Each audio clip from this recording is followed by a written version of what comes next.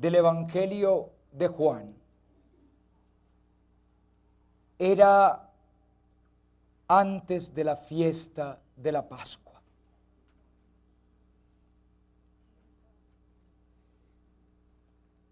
Sabiendo Jesús que había llegado la hora de pasar de este mundo al Padre, habiendo amado a los suyos que estaban en el mundo, los amó hasta el extremo. Estaban cenando. Ya el diablo le había metido en la cabeza a Judas Iscariote, el de Simón, que lo entregara. Y Jesús, sabiendo que el Padre había puesto todo en sus manos, que de Dios venía y que a Dios volvía, se levantó de la cena, se quitó el manto y tomando una toalla se la ciñó. Luego echó agua en una jarra y se puso a lavarle los pies a los discípulos, secándoselos con la toalla que se había ceñido. Llegó a Simón Pedro y éste le dijo: Señor, ¿tú lavarme los pies a mí? Jesús le replicó: Lo que yo hago tú no lo entiendes ahora, lo comprenderás más tarde. Pedro le dijo: No me lavarás los pies jamás. Jesús le contestó: Si no te lavo, no tienes nada que ver conmigo. Simón Pedro le dijo: Entonces, Señor, no solo los pies, sino también las manos y la cabeza. Jesús le dijo: Uno que se ha bañado no necesita lavarse más que los pies, porque todo él está limpio. También ustedes están limpios, aunque no todos. Porque sabía quién lo iba a entregar, por eso dijo: No todos están limpios. Cuando acabó de lavarle los pies, tomó el manto, se lo puso otra vez y les dijo: ¿Comprenden lo que he hecho con ustedes? Ustedes me llaman el Maestro y el Señor, y dicen bien, porque lo soy.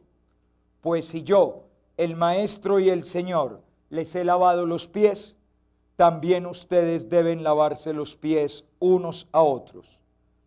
Les he dado ejemplo para que lo que yo he hecho con ustedes, ustedes también lo hagan. Este hermoso texto que hemos escuchado es el texto del Jueves Santo. El Tríduo Pascual comienza con la proclamación de este precioso texto. Habiendo amado a los suyos que estaban en el mundo, los amó hasta el extremo. ¿Saben qué fue lo que hizo Jesús en este momento? No se queden en que Él lavó los pies. Además, tengan en cuenta que para la época lavar los pies es una acción muy humillante, muy vergonzosa. Recuerdan que ayer les hice caer en la cuenta que Abraham, con todo y que la visita era el Señor, no le lavó los pies al Señor. Les dio agua para que los laven ustedes. En cambio, Jesús lava los pies de sus discípulos. A Pedro le llama tanto la atención eso que dice: no, yo no me voy a dejar lavar los pies por vos. ¿Cómo se te ocurre que yo me voy a dejar lavar los pies? Jesús le dice: si no te dejas lavar los pies, no tienen nada que ver conmigo. Ah, no, si es así, sí. Se calentó el parche. Si es así, sí. Pero no se queden en que Jesús lavó los pies. Jesús se agacha para lavar los pies a los discípulos para mostrarles ¿qué? Humildad, el amor, el servicio,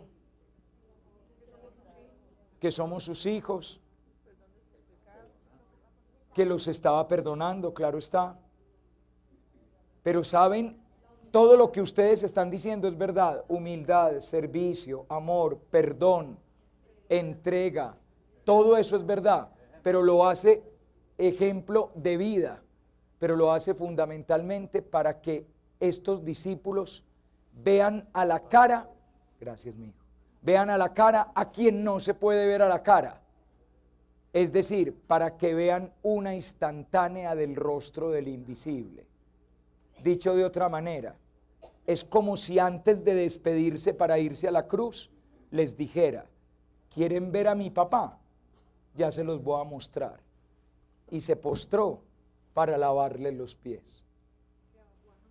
Ese es el rostro de Dios. En esta tarde, si ustedes me lo permiten, voy a intentar mostrarles el rostro de Dios para que se lleven a la casa la foto de su papá. Comencemos.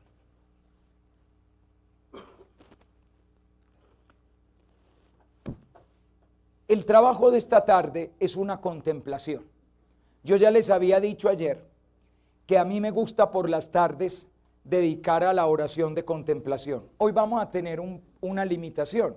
La limitación es que estamos ya de salida, estamos ya terminando los retiros, algunos ya tienen empacado, otros que son, nunca falta el acelerado, ya tiene todo montado en el carro.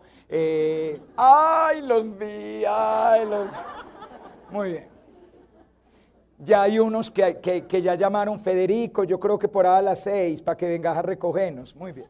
Entonces ya estamos de salida y eso obviamente no es el mejor ambiente. Esta tarde ya no tiene que pesar, en ese sentido ya no tiene toda la densidad ideal, porque ya es una tarde de despedida. Es como el último día, cuando uno va de vacaciones, el último día que ya no se disfruta, porque es ya uno, la mamá diciendo, bueno, guarden todo, dejen por fuera solo la pantaloneta porque vamos a ir por última vez al mar.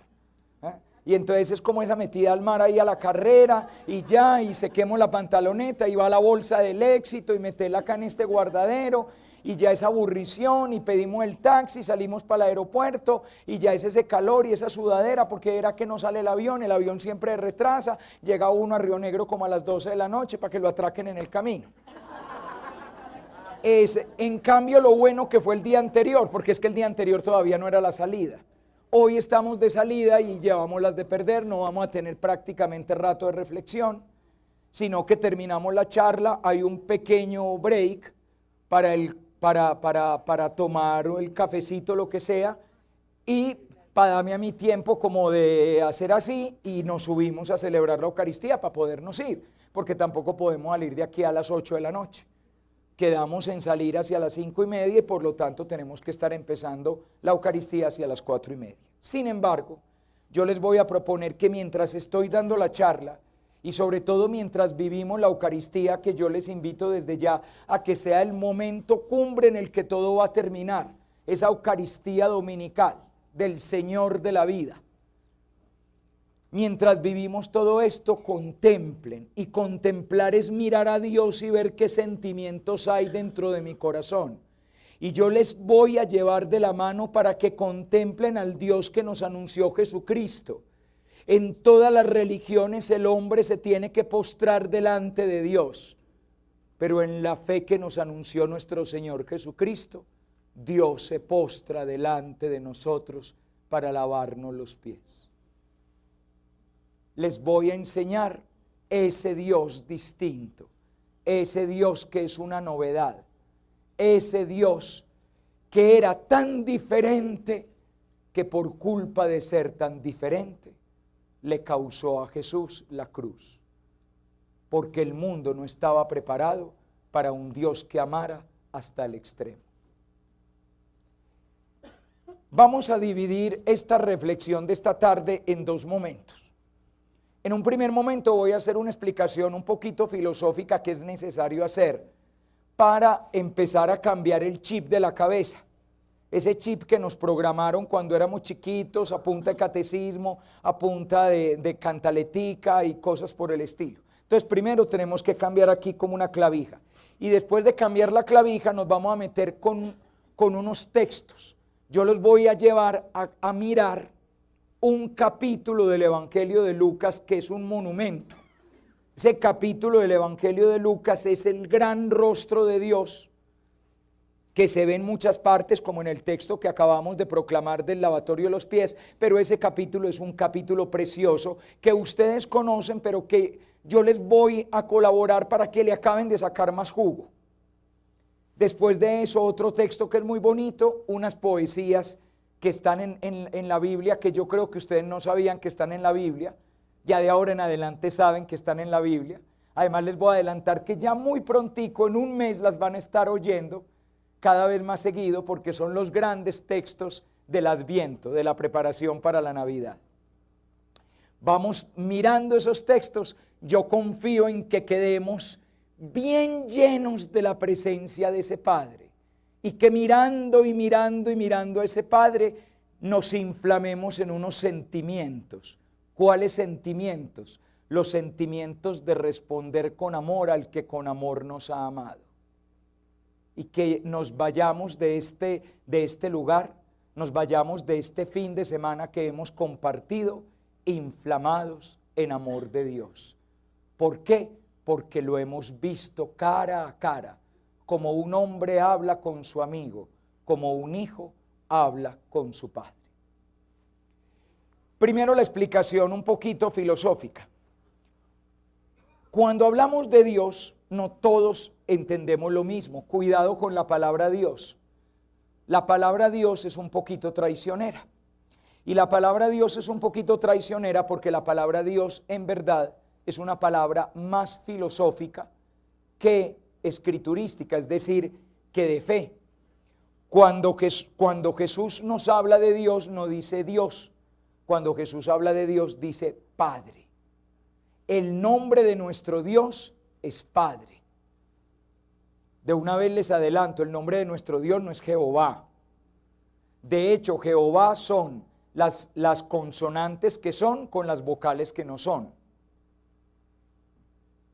Nunca el pueblo judío llamó a Dios Jehová, lo llamó Yahvé. Son las mismas consonantes, pero cambian las vocales. Pero ese es el pueblo judío.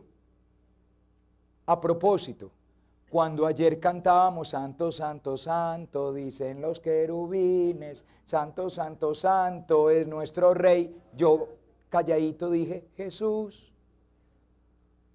Porque es que el Rey de los cristianos es Jesús, no Yahvé. Yo no soy judío. Si quieren ser judíos, por lo pronto, todas las mujeres me hacen el favor y se me salen. Claro, jueguen. ¿Ustedes son cristianos o judíos? No hemos podido. Los cristianos tenemos una revoltura, la cosa más horrible. Qué pena, pero mi Dios no se llama Yahvé. Ese es el Dios de los judíos, que se llama Yahvé. El Dios de nosotros se llama Padre, Hijo y Espíritu Santo. Es la Santísima Trinidad. El Padre, nuestro Dios, que se nos revela en su Hijo Jesucristo en todo igual a Él, y que actúa en nosotros a través del Espíritu, que es con nosotros un mismo Dios. Hermanos, es la esencia de nuestra fe. Pero esa esencia de nuestra fe nos vive olvidando a los cristianos. Tenemos un enredo, la cosa más horrorosa. Voy a hablar para comenzar de dos esquemas. Un esquema que voy a llamar el esquema de fe y otro esquema que voy a llamar el esquema de religión. ¿Qué es una religión? Una religión es una estructura humana de relación con la divinidad. ¿Qué es una fe? Una fe es una experiencia revelada de la relación de Dios con nosotros. Lo dije muy rápido, pero no me preocupen porque voy a ir despacio. ¿Qué es una religión? Es una estructura humana. Humana significa hecha por hombres, en la cual se establece una relación del hombre, del ser humano, con la divinidad. El hombre se quiere relacionar con Dios. Por lo tanto, como el hombre se quiere relacionar con Dios, lo típico de un esquema de religión es una línea ascendente. El hombre que sube hacia Dios. Dios está arriba y el hombre quiere llegar arriba a donde está Dios. Y para llegar arriba a donde está Dios, el hombre recurre fundamentalmente a dos realidades. Por un lado, a una parte ideológica de lo que es Dios y por otra parte a una realidad práctica de lo que es Dios. En la parte ideológica es, para poder llegar a Dios tengo que tener un concepto de Dios. Eso es la parte ideológica, conceptos sobre Dios. ¿Cómo se arman los conceptos sobre Dios en la tradición, en la religión? Los conceptos sobre Dios se hacen fundamentalmente a partir de dos fuentes. Una fuente es el mito y otra fuente es la filosofía. Es decir, el conocimiento humano. Una fuente el mito y otra fuente la filosofía. Padre, cuando usted está hablando ahí de religión, ¿de qué religión está hablando? De todas. La religión de los chichas, la religión de los incas, las religiones paganas, las religiones antiguas, las religiones primitivas. De lo único que no estoy hablando es de la fe cristiana, es de lo único que no estoy hablando. Es más, hasta incluso a muchas cosas del judaísmo esto se aplica. Solo que el judaísmo lo voy a dejar para el final, para este papelito en blanco que tengo acá. Del judaísmo todavía no he hablado. El judaísmo es la religión de la época de Jesús, contra la que Jesús peleó. Jesús no peleó contra el César. Jesús peleó contra la estructura que tenía postrada a la gente en su época, que no era el César. La estructura que tenía postrada la gente de su época era la religión judía, porque la religión judía era la que condenaba a la gente a ser impura, impura, impura, y a no poderse encontrar con un Dios de misericordia. Entonces aquí estoy hablando de cuánta religión existe. Todas las religiones humanas tienen este esquema. Por eso miren, todas las religiones tienen mitos.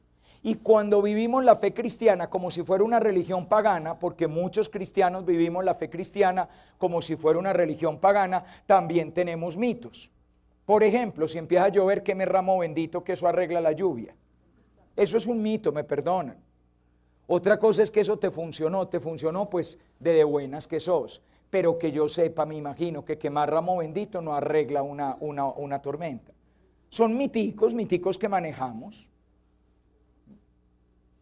Y ustedes fíjense, todas las culturas, todas las diferentes religiones, indígenas, tradicionales, etcétera, todas tienen sus mitos, que si el dios de la luna se encontró con el dios de aquella montaña, y que si esto, y tuvieron 2 hijos. Fíjense que todas las religiones están montadas sobre unos mitos y sobre unos relatos mitológicos que intentan explicar por qué existe la guerra, por qué esta montaña es como así, de esta manera, por qué sucedió lo que sucedió. Son los relatos míticos que entran a intentar explicar lo inexplicable que es Dios, que es inalcanzable. Como Dios está más allá de todas las posibilidades, toca explicarlo a través de mitos, no hay de otra. La otra posibilidad para explicar a Dios es mediante el conocimiento humano, mediante la filosofía. Y entonces nos hacemos una imagen filosófica de Dios. Por ejemplo, típico, toda realidad del mundo es un efecto y ese efecto debe tener una causa. Si todos los efectos tienen una causa, hay que suponer que debe existir una primera causa, la cual a su vez no tuvo causa, y esa primera causa incausada es la causa de todo lo demás. Esa causa incausada es Dios. ¿Le sonó como un trabalenguas? Muy bien. Es filosofía medieval tradicional. Y esa filosofía medieval tradicional, que es muy bonita, te explica que Dios es el motor inmóvil. Todo se mueve gracias a que Dios fue el motor que hizo mover todo. Pero a mí, incluso desde que era un estudiante de bachillerato, cuando me explicaban el motor inmóvil y la causa incausada y el ordenador de todo lo que existe, y si todo tiene orden es porque alguien puso el orden, y el que pone el orden tiene que ser un ser inteligente, y ese ser inteligente que pone orden a todo debe ser Dios, y todos los seres somos contingentes, pero como todos los seres somos contingentes, debe haber un ser que no es contingente, sino que debe ser necesario, por lo tanto Él es necesario que exista para que los demás que no es necesario que existamos podamos existir. Yo siempre dije, qué pena, pero no me parece a Dios. Ese es un Señor muy serio, muy poderoso, muy trascendente, muy grande, pero no sabe a Dios. Y sin embargo, eso es lo que la mayoría de la gente tiene en la cabeza cuando se utiliza la palabra Dios. Una vaina trascendente, poderosa que organizó el universo. Y eso no es el Padre de nuestro Señor Jesucristo. Eso es un concepto racional humano. Es un Dios fabricado por el hombre. De ese Dios yo soy ateo. Es un concepto fabricado por el hombre. Ese Dios organizador del cosmos. Ese Dios energía. Así tan nueva era, ¿ok? Yo siento que hay una energía en el cosmos. Hombre, los antiguos bosquimanos, los hombres de Java también creían que había una energía en el cosmos. No hemos avanzado. Después de siglos de civilización todavía seguimos pensando que hay una energía en el cosmos. Dios no es una energía en el cosmos. Al menos el Dios de Jesús no. Eso es una fabricación humana. Peor todavía, ¿cómo es ese Dios? Y entonces la filosofía te habla de los... Primero que todo te da un concepto de Dios, el Dios perfecto, el Dios ese grandote, el Dios ese es un invento humano, eso es filosofía humana. Pero fuera de eso te dice cómo es, le da unos atributos a ese Dios. Les recuerdo los atributos de Dios. ¿Cómo se fabrican los atributos de Dios? Se fabrican de la siguiente manera. La filosofía plantea al ser humano. Y planteando al ser humano se pregunta qué cualidades tiene el ser humano. Y dice, estas cualidades Dios las debe tener de manera absoluta. Ejemplo, el hombre es poderoso, Dios es todopoderoso, omnipotente. El hombre tiene sabiduría, Dios todo lo sabe, es omnisapiente. El hombre está presente en el mundo, Dios está presente en todas partes, es omnipresente. Ahí tienen una manera de definir los atributos de Dios. No es porque lo hayamos visto y sepamos que Dios es así, es porque nos imaginamos que las perfecciones nuestras Dios las debe tener en grado sumo. Al revés, miramos al hombre y pensamos cuáles son sus grandes defectos. Y nos imaginamos que Dios no puede tener esos defectos. Por ejemplo, el hombre sufre, Dios no sufre. Es impasible. El hombre cambia, Dios no cambia, es inmutable. El hombre se mueve. ¿Y por qué se mueve? Porque es imperfecto y por eso necesitamos cambiar de posición. Como Dios es perfecto, no necesita cambiar de posición. Por lo tanto, Dios no se mueve, es inmóvil. Dios para la filosofía es inmutable, impasible, inmóvil, inmamable. No se lo aguanta nadie. Y la mayoría de los problemas de fe que tiene la gente no es con el Dios de Jesucristo. La mayoría de los problemas de fe que tiene la gente es con el Dios de la filosofía. Si vos sos omnipotente y manejás todo el cosmos, ¿por qué permitiste que mi papá se subiera en el avión que se iba a caer? Reclamarle a la filosofía, pero ese no es el Dios de Jesús. El Dios de Jesús no organiza el cosmos, no organiza la caída de aviones, no organiza los cánceres, no reparte úlceras, no arregla duodenos. El Dios de Jesucristo está con sus hijos en el avión que va bien y en el avión que va a caer. El Dios de Jesucristo está en el corazón de sus hijos cuando están sanos y cuando están enfermos. Y a veces ese hijo enfermo se cura y a veces no. Pero Dios no es esa imagen fabricada por la filosofía. Por ejemplo, el Dios de Jesucristo impasible. Dios no siente. Dios no siente. Pregúntenle a Jesús. No sintió la pasión. La revelación de todo el Nuevo Testamento es que a Dios le duele el pecado humano. La filosofía, ese cuento de que Dios no siente, no se aplica al Dios de Jesús. Todo lo contrario, el Dios de Jesús es el Dios que siente dolor. Es el Dios que se solidariza por completo con el que sufre. Es el Dios que se mueve al encuentro del pecador, de inmóvil no tiene nada. Es el Dios que está dispuesto a lo que sea con tal de acercarse al que sufre. Dios no se parece al Dios de la filosofía. No estoy diciendo nada demasiado extraño.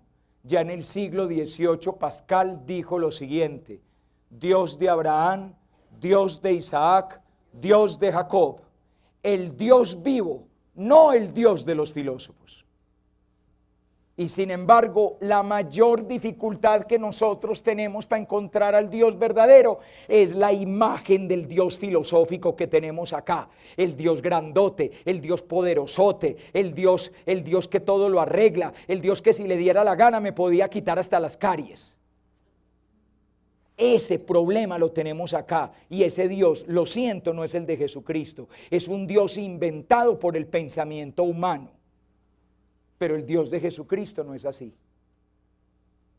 Ahora, para poder vivir desde el punto de vista de la experiencia, para poder vivir desde los actos este Dios, ¿qué se hace? Entonces se recurre al rito. Tenemos ritos. ¿Y el rito para qué sirve? El rito sirve para dos cosas fundamentalmente. Primero, para ganar la benevolencia de Dios. Porque como Dios es tan alto, tan grande y tan inaccesible, hay que conmoverlo. A Dios toca conmoverlo, porque no se conmueve fácilmente. ¿Y por qué no se conmueve fácilmente? Porque recuerden que es omnipotente, omnisapiente, omnipresente, inmutable, impasible, impepinable, infinitamente cansón. ¿Ustedes creen que un tipo que no siente uno lo conmueve? Pero la imagen que tenemos los seres humanos de Dios es más la imagen de un rey medieval. Miren muchas de las oraciones de las viejitas, que me perdonen las viejitas. Aquí afortunadamente casi no hay viejitas. Imagínense que Dios está allá en un trono.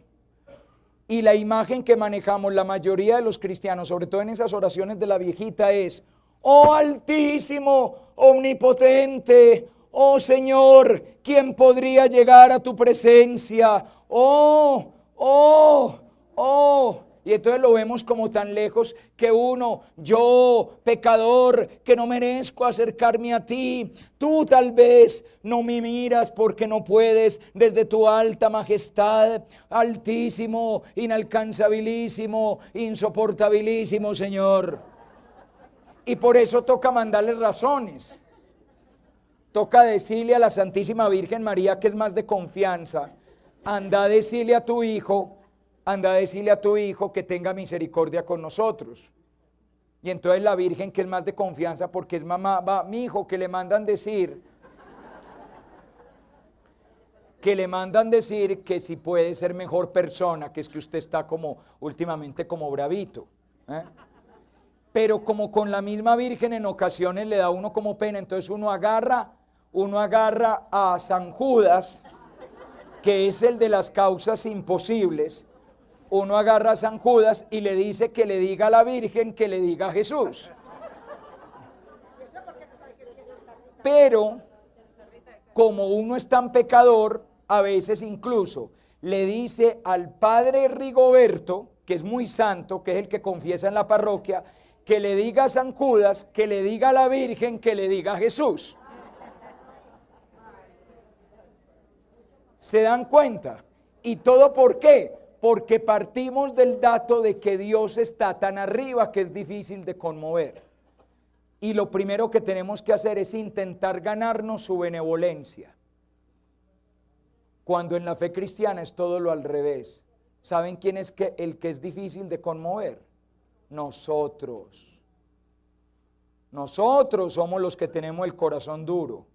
Y es Dios mandándonos razones con los profetas, con la Santísima Virgen María, con San Judas, patrono de los imposibles, hasta con el padre Rigoberto, que es muy buen confesor, pero sobre todo a través de su hijo. ¡Ey! Déjate encontrar, déjate perdonar, deja que yo llegue a tu vida. Y uno cree que el que se está haciendo lo importante es él, porque ese es el esquema típico de las religiones. Por eso no les extrañe que muchas religiones hicieron pirámides para poder llegar a Dios, porque Dios está muy arriba. En cambio, el Dios cristiano se subió, fue a una cruz, no a una pirámide. Primera cuestión, ¿para qué sirve el rito? Para remover a Dios a ver si se conmueve. Y segunda, más impresionante, para que Dios haga mi voluntad. Lograr que Dios haga lo que yo, ¿se acuerdan del ego? Lo que yo quiero. Lograr que Dios haga lo que yo quiero que haga. Ahora, como ese Dios es difícil de conmover, hay que pagar un precio. Piensen, por ejemplo, en el esquema religioso en ciertas civilizaciones americanas. El Dios de la lluvia era un Dios muy violento, y era un Dios muy violento, ¿por qué? Porque podía quitar la lluvia, y si quita la lluvia, nos quedamos sin maíz, y si nos quedamos sin maíz, nos quedamos con hambre. Por eso nos imaginamos al Dios de la lluvia violento. En culturas de América, el Dios de la lluvia es un Dios agresivo. En la sabana de Bogotá, el Dios de la lluvia es un sapito. ¿Por qué? Porque no para de llover. Claro. Entonces los indios de la sabana de Bogotá creían que el Dios de la lluvia era simpático. Pero donde la lluvia no abunda, el Dios de la lluvia es como complicado. Entonces hay que conmoverlo. ¿Cómo lo conmovemos? Sacrifiquemos nuestros niños. A nuestros niños los podemos tirar por las escalinatas de una pirámide y caen al fondo. Y mientras van cayendo por las escalinatas, los niños lloran. Y esas lágrimas de los niños conmueven al Dios que nos va a regalar la lluvia para que volvamos a tener maíz. Eso explica en gran medida los sacrificios humanos en muchas de las culturas del mundo. Como el Dios es difícil de conmover, usted quiere que Dios le haga un favor. ¡Ey! ¿Usted qué va a dar? ¿Cuál es la parte que usted pone? Para que Dios lo escuche, usted tiene que sufrir algo. No hay de otra. Porque Dios es difícil de conmover. Toda la cultura esta, por ejemplo, en el Antiguo Testamento critican muchísimo dos cosas: el culto a Baal y el culto a Astarte. Baal es el dios de la naturaleza. ¿Qué exige Baal? Que el primer hijo sea de él. Por lo tanto, el primer niño era quemado en la hoguera en honor a Baal. ¿Para qué? Para poder seguir teniendo niños y tener naturaleza. Yo hago un sacrificio que es matar un niño para poder tener. En el capítulo 24 del Génesis, el libro del Génesis da una explicación de que el Dios verdadero no quiere eso. Se le aparece a Abraham y le dice: entrégame en sacrificio a tu hijo. Y Abraham se va a entregar en sacrificio a su hijo. Y cuando ya le va a hundir el puñal, Dios le dice: no le hagas daño al niño. Yo lo único que te pido es que me obedezcas. Yo no pido sacrificios humanos. ¿Ven qué diferente? Y sin embargo todavía hay personas que creen que para que Dios me haga un milagro tengo que subir a Monserrate a pie, porque si subo en teleférico no vale. Claro, porque la gente sigue creyendo que Dios necesita verte sufrir para hacer el milagro. Toca ir a Girardot arrastrado los pies, y toca hacer promesas. A mí no me quita de la cabeza una imagen de mi infancia, de una familia que le debió haber pagado una promesa al Señor, y la promesa incluía que papá, mamá e hijos iban descalzos a la iglesia todos los días. Porque parece ser que para conmover a Dios toca hacer eso. Ustedes no se dan cuenta que el evangelio es al revés, que es Dios el que se mata para que vos te conmovas, hombre. Pero no, nosotros vivimos en el esquema de religión. Ahora acabemos de ponerle nombre al asunto. Si tenemos que definir a Dios en el esquema de religión, ¿Dios qué es? Dios es. Es el esquema de religión. En el esquema de religión, Dios es.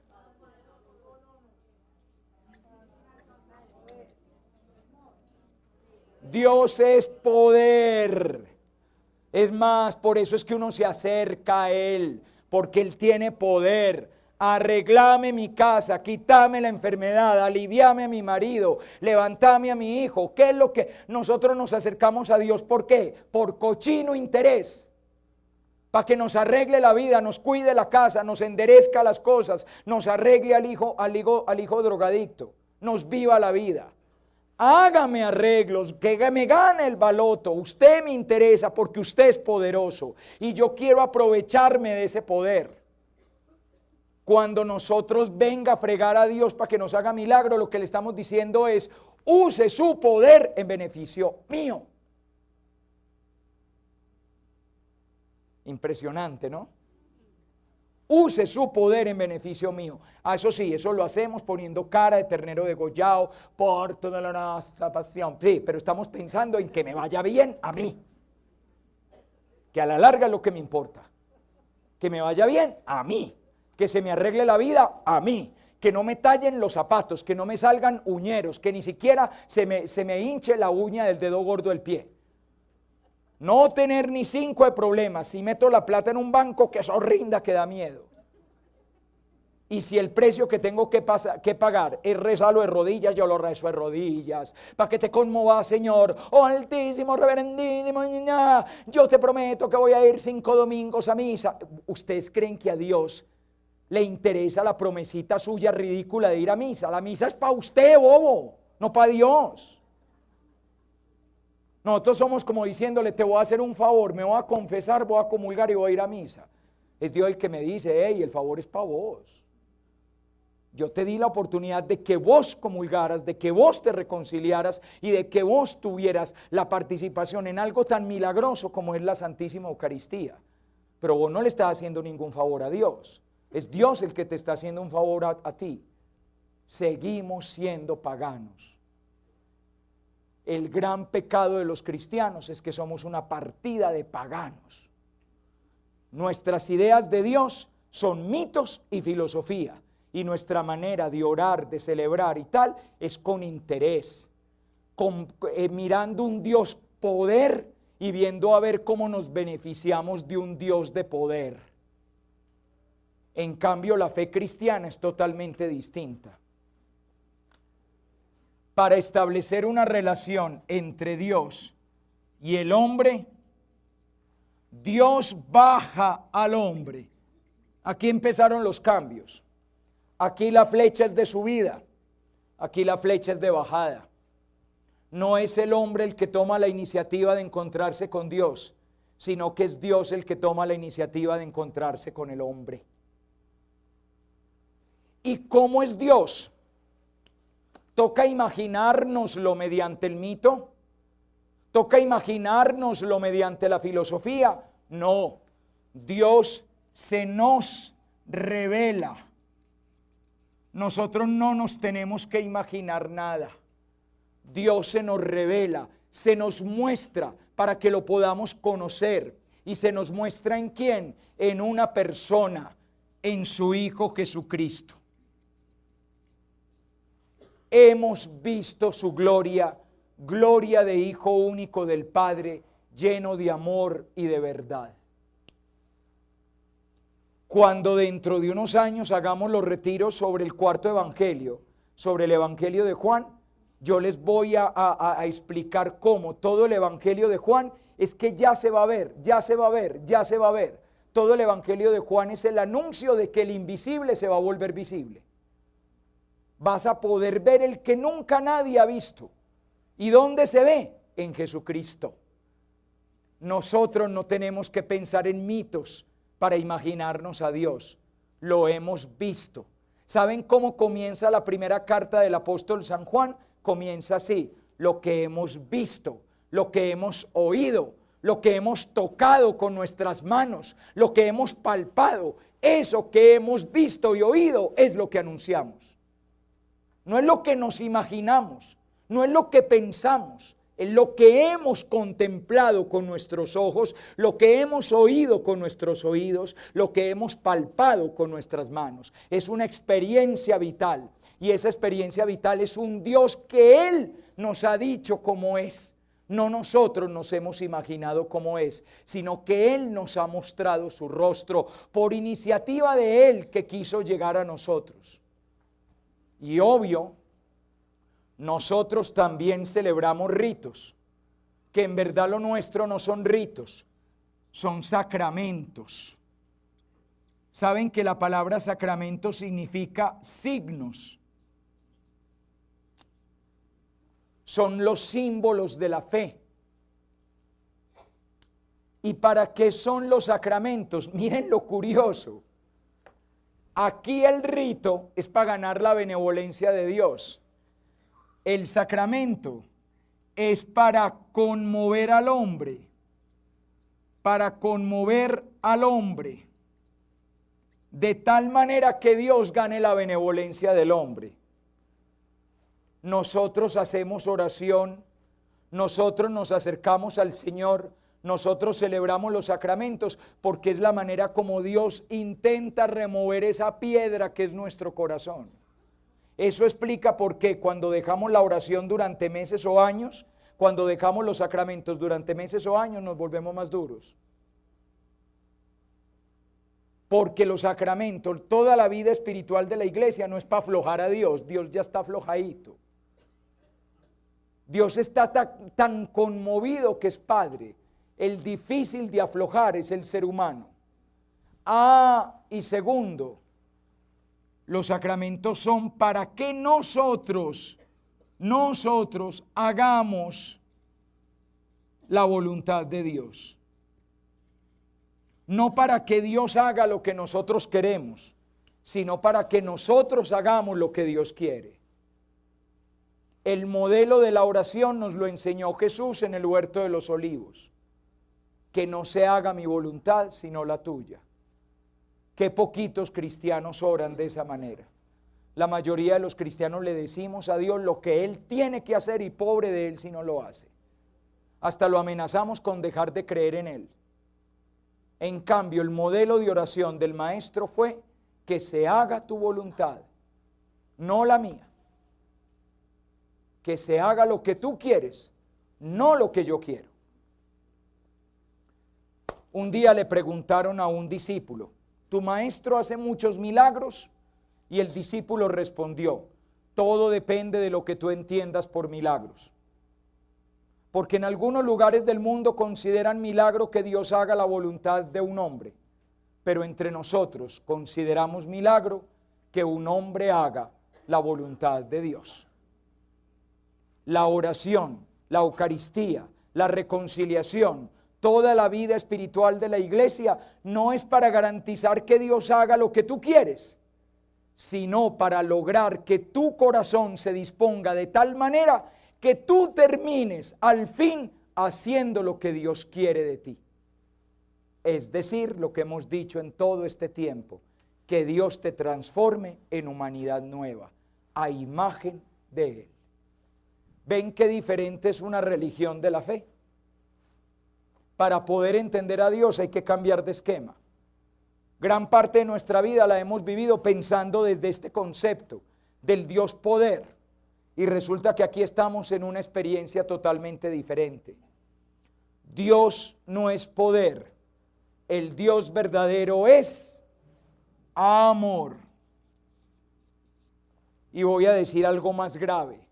Y el amor es la ausencia absoluta de poder. ¿Ya cayeron en la cuenta de que Dios su Padre no es poderoso, sino que es amor? Ustedes me dirán, pero Padre, ¿y entonces por qué decimos Dios todopoderoso? Claro, porque es capaz de todo por amor, que es distinto. Preguntémosle a Dios, ¿hay algo que vos no seas capaz de hacer por amor a tus hijos? Y Él dice, no, yo soy capaz hasta de encarnarme, nacer en un pesebre y morir en una cruz. Pero eso no quiere decir que soy capaz de quitarte todos los problemas de tu vida, porque a lo mejor no puedo quitar todos los problemas de tu vida. Dios es poderoso, pero con otro poder, con el poder del amor. El poder de Dios no es el poder humano, no es el poder del que manda, sino el poder del que sirve. Dios es amor, Dios no es poder. Perdonen si con esto los decepciono, porque el Dios en el que hemos creído muchos años es otro. Es un Dios de poder, mandón, grandote, por allá arriba, hartísimo. Con razón la gente deja de creer en Él. En cambio, el Dios verdadero es Padre, es amor, muy humilde, muy sencillo, incluso muy pobre. Yo todavía no puedo entender cómo es que la gente le pide plata a Dios. ¿Él de dónde saca? No logró conseguir para que su hijo naciera en la Luz Castro. Ahora para conseguir para que vos te ganes el baloto. Y la gente gana una lotería y le da las gracias a Dios. Yo creo que darle las gracias al diablo, porque ese sí maneja plata. Dios no suele dar plata. Y si permitió que te llegara plata, pedile a Dios que te dé sabiduría para manejar bien esa plata. Porque eso va a ser lo complicado. Porque la experiencia me ha enseñado que la gente con plata cambia y rara vez para bien. Como dice mi papá, mi hijo, Dios nos quiere tanto que no nos ha dado plata.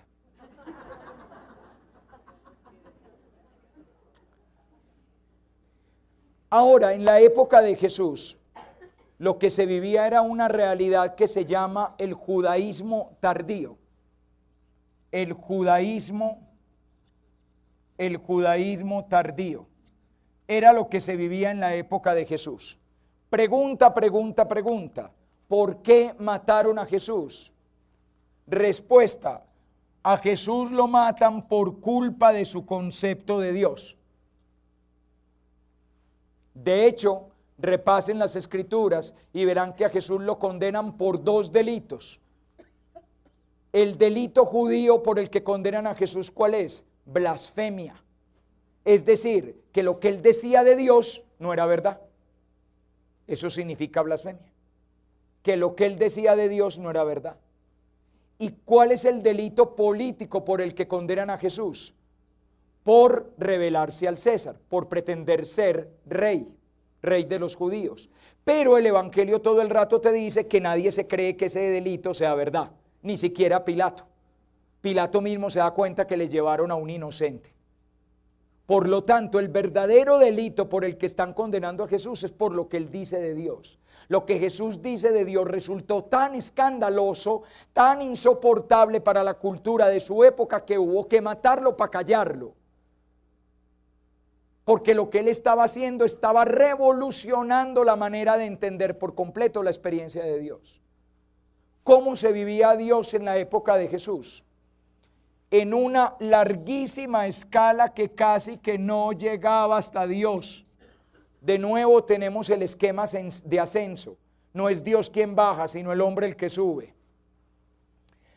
Para poder entrar en relación con Dios en el mundo judío, usted primero que todo, primer escalón, para poder entrar en relación con Dios en el mundo judío, usted tiene que cumplir dos condiciones bien complicadas.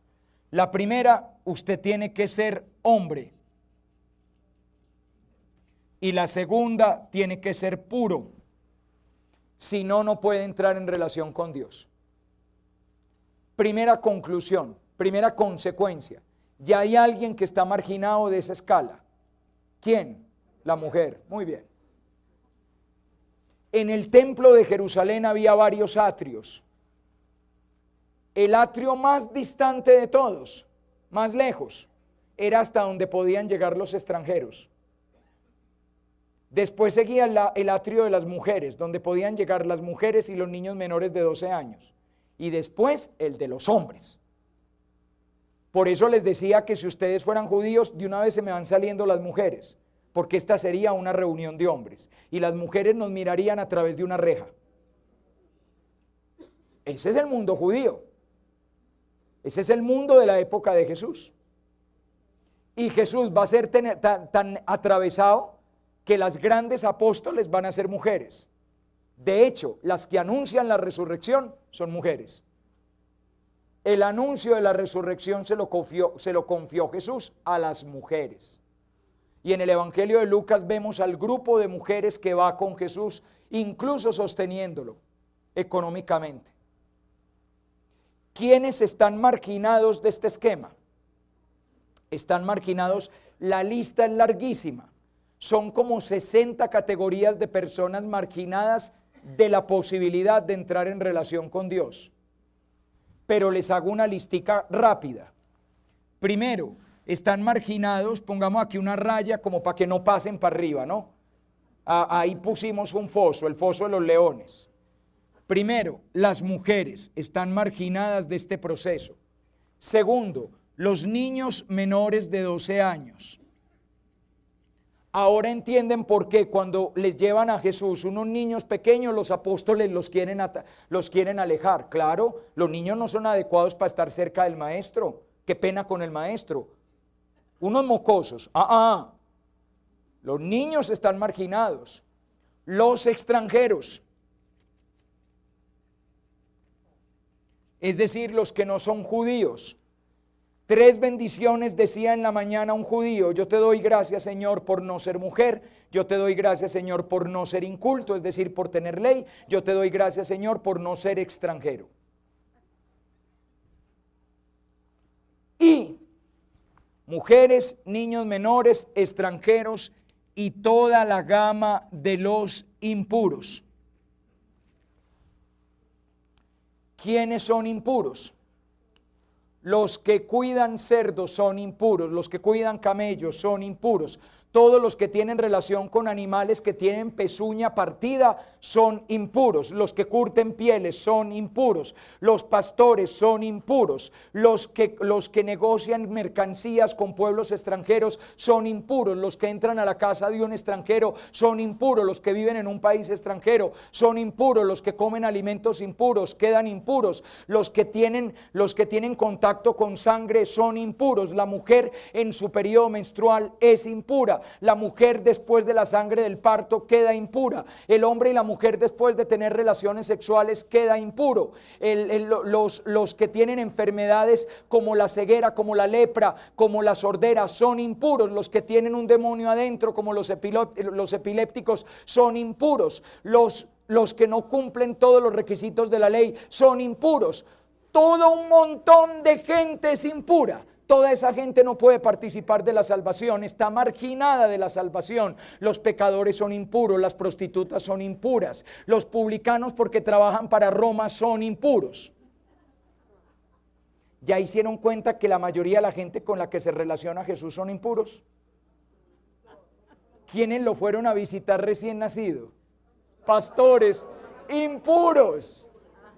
¿Y saben por qué tenían fama de impuros? Porque como el pastor sale a trasegar con las ovejas, no cumple los mandamientos de la ley, de los ayunos y de todos los mandatos de la ley.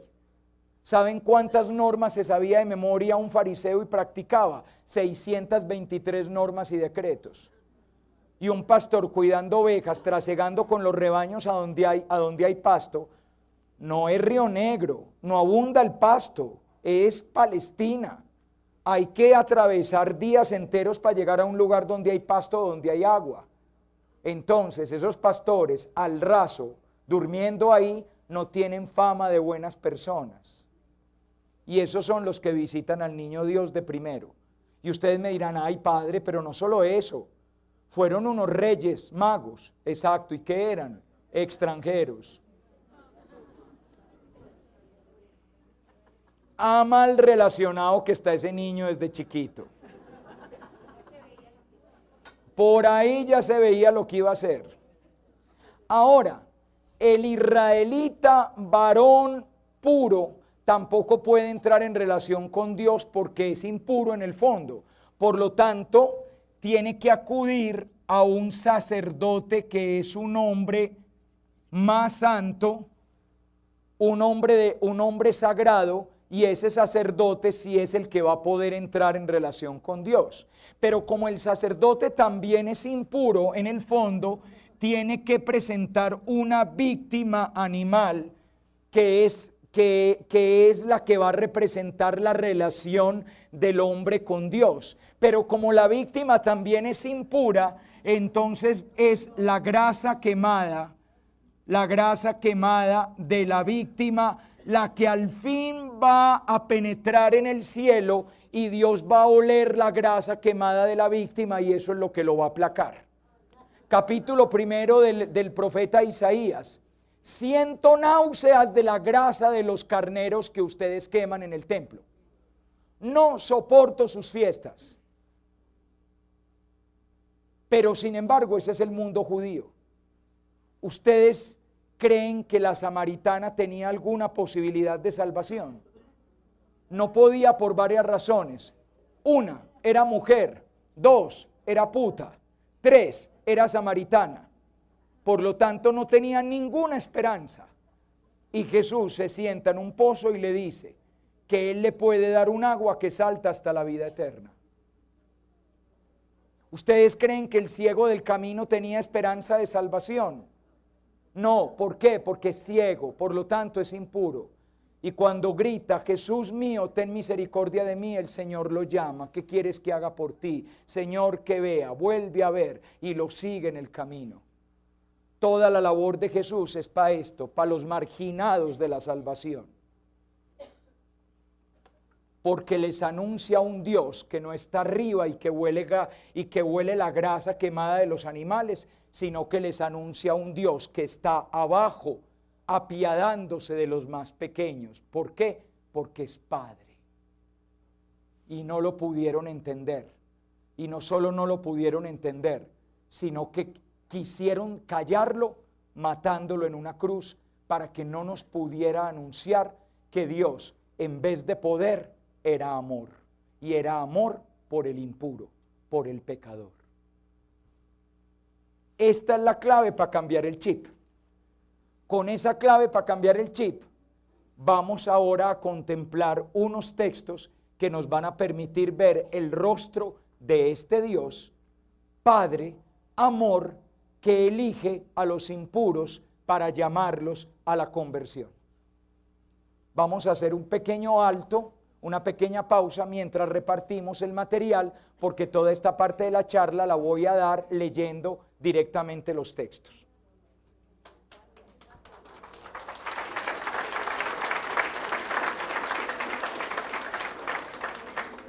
Gracias.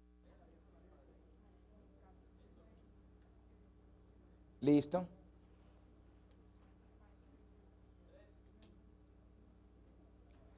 Vamos ahora a pasar a los textos donde vamos a contemplar a este Dios distinto. Yo lo que quería era que les quedara muy claro lo siguiente, que el Dios de Jesucristo es otro Dios diferente y hay que volver a aprender, muchachos.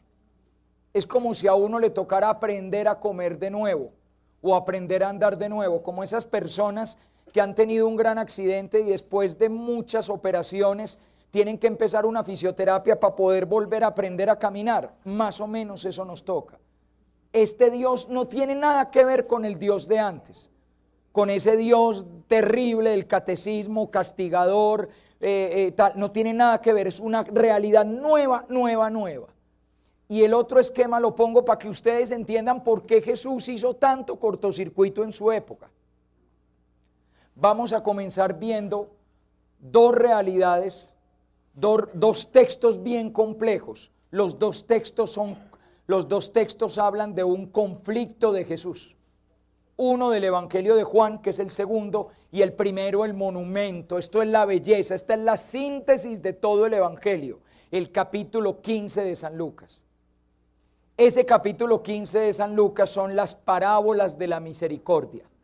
La oveja perdida, la moneda perdida y los hijos perdidos. Fíjense que no dije el hijo perdido, dije los hijos perdidos. Porque ese papá tiene dos hijos y los dos hijos están perdidos, cada uno de una manera diferente. Comienzo a leer. En aquellos tiempos, todos, es una típica exageración lucana, todos, Lucas está hablando de que la labor de Jesús está dirigida a todos, no únicamente a un grupo, sino a todos los pecadores, es decir, a todos los impuros. En aquellos tiempos todos los publicanos y los pecadores se acercaban a Jesús para oírle, Y los fariseos y los escribas y las señoras devotas murmuraban diciendo. ¿Ven que los fariseos son los devotos de la época? Son los señores del Santo Sepulcro que fueron a ponerle problema al párroco porque dejó entrar a una señora muy escotada a la iglesia. Esos son. Pero esos señores del Santo Sepulcro que cargan el Santo Sepulcro todas las Semanas Santas, hay uno de ellos que tiene otra. Pero eso sí no lo dice, ¿no? Ven, es más o menos, ese es el problema de Jesús con los fariseos. Por eso les dice hipócritas, sepulcros blanqueados, lavan la copa por fuera, pero por dentro está llena de carroña e inmundicia. Y toda la labor de Jesús es abran los ojos y dense cuenta que también ustedes son pecadores. Es decir, que ustedes también están acá y que necesitan papá. Y ellos no, nosotros estamos acá, somos buenos, somos puros y no necesitamos a su Dios Padre. Pero es el colmo que usted se acerque a comer con esa gente. Los fariseos y los escribas murmuraban diciendo, ese acoge a pecadores y come con ellos. Primer problema, acoge pecadores. Los pecadores hay que rechazarlos. Y hay que rechazarlos, ¿por qué? Porque ensucian al pueblo. El proyecto del pueblo de Israel es ser un pueblo puro. Y por culpa de los impuros no puede serlo. Esa manera de pensar de los seres humanos, de a los suciecitos dejémoslos allá, hasta el día de hoy no nos la hemos podido quitar. Montones de personas bien intencionadas somos hablando de que a fulanito, a sutanita, que son como, es que mejor no los deberíamos como invitar. Les garantizo que hay varias familias muy cristianas de la ciudad donde el hijo separado que vive en segundas nupcias con una muchacha no le invitan a las fiestas para no hacer sufrir a mi mamá. ¿Oíste? Y es que el hijo separado, vuelto a casar, bueno, no, en verdad no es casado, sino arrejuntadito, no tiene derecho a tener mamá. Ah, no, porque somos una familia muy cristiana no, muy ampona. Ustedes no son cristianos. Si fueran cristianos acogerían al pecador. Que yo sepa, el Dios de Jesús acoge al pecador, no lo rechaza. Somos como arrevesaditos, ¿no es cierto? Ave María. Ese acoge a pecadores, primer problema. Segundo problema, y come con ellos. ¿Por qué es problema comer con ellos? Porque en la tradición judía el que comparte la comida comparte la intimidad. Por lo tanto, comer con un pecador es compartir el pecado del pecador, compartir la impureza del impuro. Lo típico es que el puro se separa del impuro. De hecho, los fariseos eran separados. Cuando volvían a casa, se lavaban para quitarse lo que se les podía haber pegado de los demás. En cambio, Jesús se deja tocar. ¿Sabían ustedes que la impureza se transmite por contacto? Si a mí me toca un impuro, quedo impuro. Jesús se deja tocar de los impuros. No solo se deja tocar, Él los toca. Miren, la mayoría de los milagros Jesús toca. Jesús es muy tocón. Mete los dedos en los oídos, escupe, hace barro con su propia saliva y lo aplica en los ojos. A Jesús le encanta el contacto físico con el pecador. ¿Saben qué está diciendo con ese contacto físico? Te acepto. Porque si no hay contacto físico, estoy separado de ti, te rechazo. Pero compartir la comida es compartir la intimidad.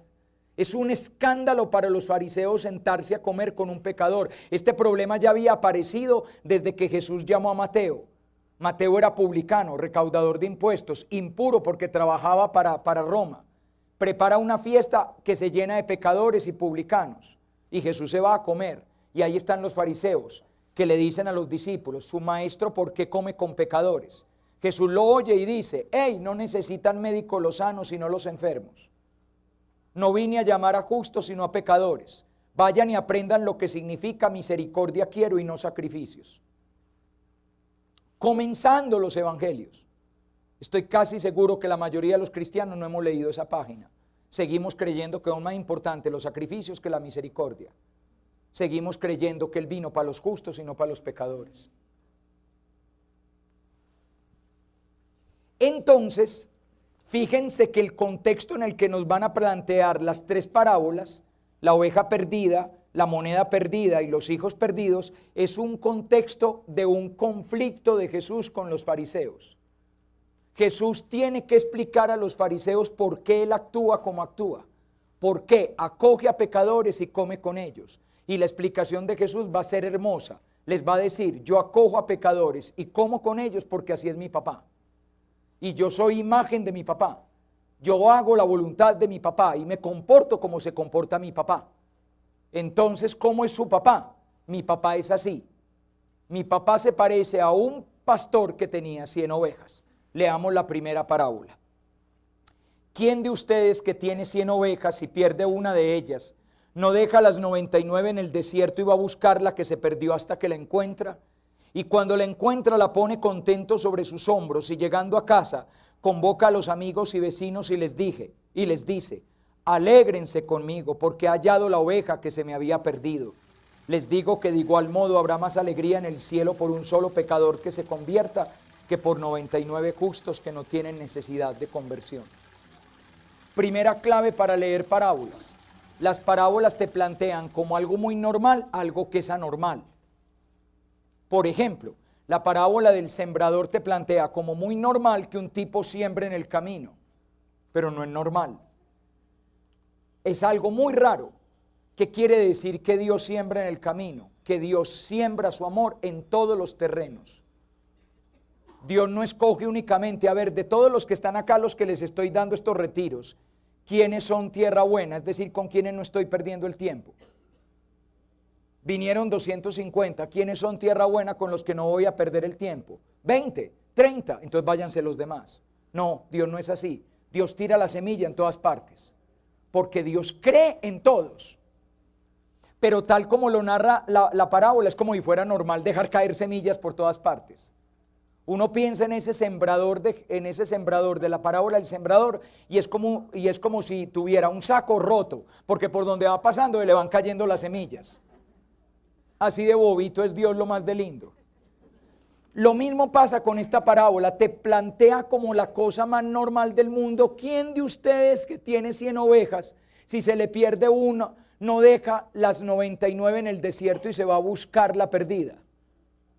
Les pregunto, ¿alguno de ustedes haría eso? ¿No es preferible cuidar las 99 que ir a buscar una que a lo mejor a esta hora ya está muerta? La parábola plantea como normal algo rarísimo. Y eso rarísimo es descuidar 99 para ir a buscar una. Ustedes me dirán, padre, no las descuida. Las deja en el redil. Lea el texto, no dice redil, dice desierto. Cuando nos explicaban esta parábola, cuando éramos chiquitos, nos la explicaban descafeinada. No, el pastor llega y las mete en el establo, cierra la puerta y pone el candado y se va a buscar las otras. No, las deja abandonadas en el desierto y se va a buscar la perdida. Pregunta, ¿por qué abandona 99 en el desierto? ¿Saben por qué? Porque no existen. ¿Cómo así que no existen? Todos somos ovejas perdidas. Lo que pasa es que los fariseos creen que ellos no están perdidos. Pero para Dios todos estamos perdidos, porque todos somos pecadores.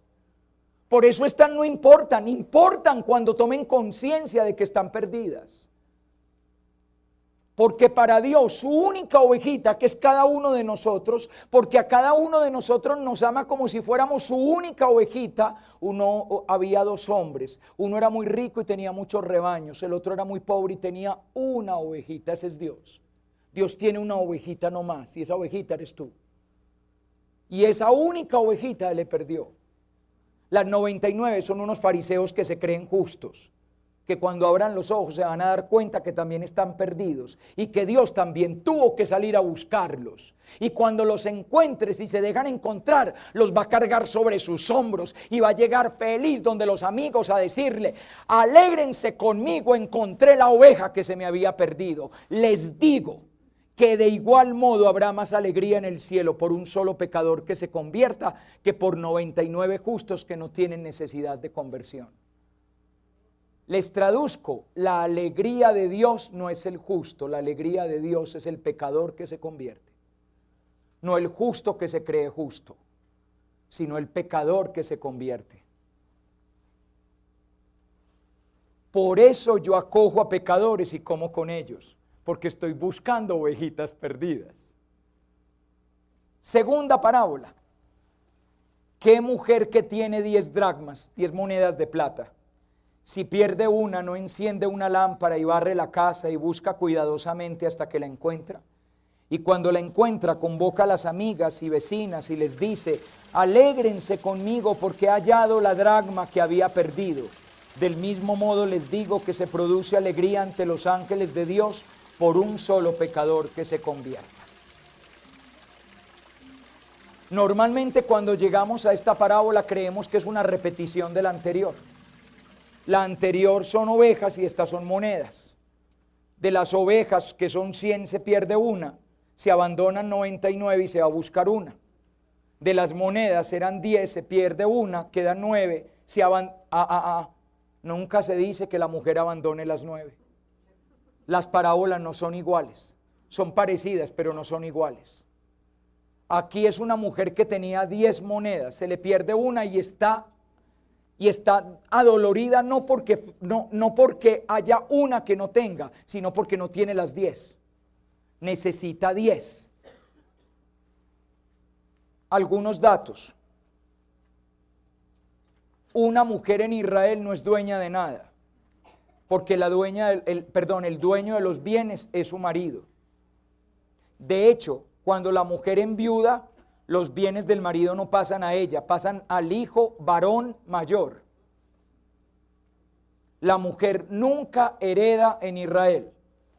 Es más, si tiene bienes, una de dos: o es pecadora, es decir, no vive según la fe de Israel, o es extranjera. Pero la mujer judía no tiene bienes, trabaja para el marido. Es más, si ustedes se leen en el libro del Eclesiástico el elogio de la mujer hacendosa, verán que la pobre mujer trabaja todo el día para el marido y el que se lleva los aplausos es el marido. Incluso dice eso, que los hombres lo felicitan en el pueblo por su mujer y él no hace nada. La que trabaja es la mujer. Estamos en Israel, pero la mujer sí conserva unos bienes a lo largo de su vida. Esos bienes que la mujer conserva son la dote de su matrimonio. Las niñas ricas en la dote de su matrimonio recibían vestidos, joyas, rebaños. Y una niña pobre, que recibe en su matrimonio 10 monedas de plata. Es una mujer casada. El signo de su amor son 10 monedas de plata. No las puede gastar porque las monedas que son signo no se pueden gastar. Como nadie gasta las moneditas de las arras del matrimonio.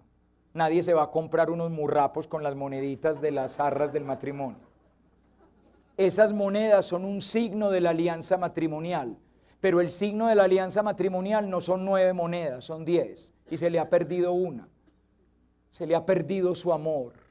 Y entonces ella enciende la vela, barre la casa y encuentra la moneda y reúne a las amigas: encontré el signo de la alianza de mi amor. ¿Qué eres tú para Dios?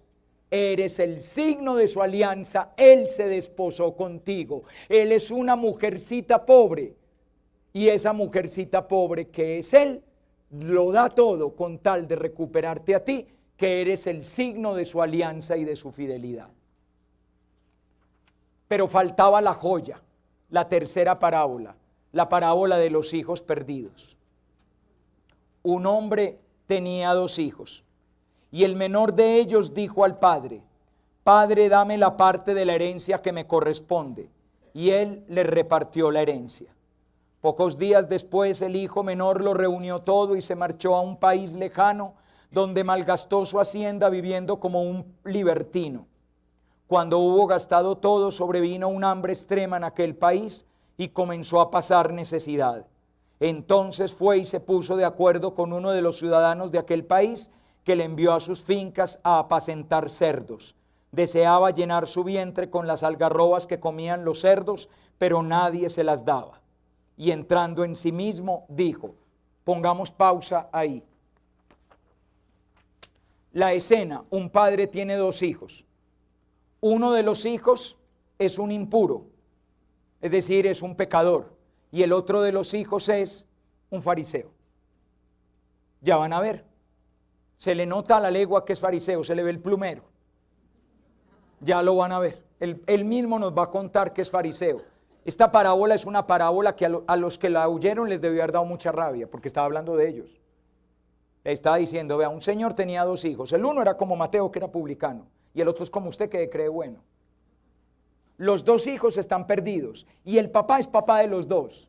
El protagonista de esta parábola no son los hijos, el protagonista de esta parábola es el papá.